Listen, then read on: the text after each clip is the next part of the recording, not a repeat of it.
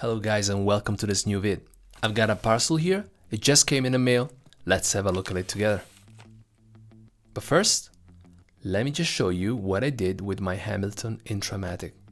By the way, this travel case was a gift from the Hamilton boutique when I purchased the Intra-Matic, and I got this cap as well. Pretty cool indeed. So what I did is this, I've taken out the OEM strap and replaced it with this nice suede one with black stitching on the sides.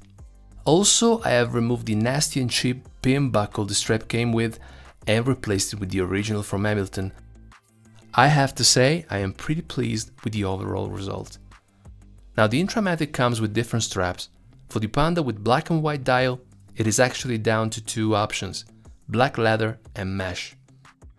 The example right here was with black leather. They only had leather at the store, but I find the Milanese Strap, or mesh for that matter, to be quite something.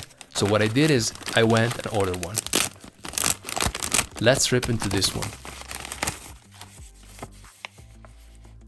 An envelope with the Hamilton logo. Looks like there is more to it than just the band.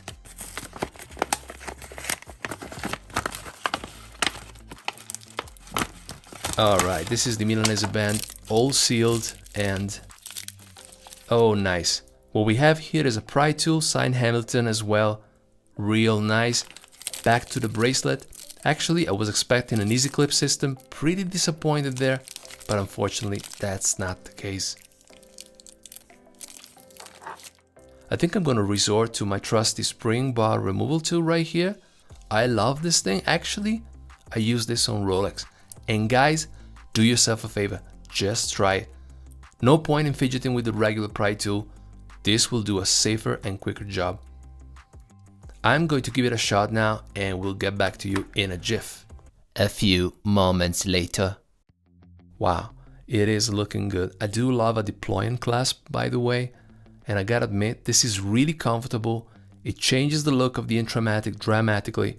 I have a thing for mesh bracelets.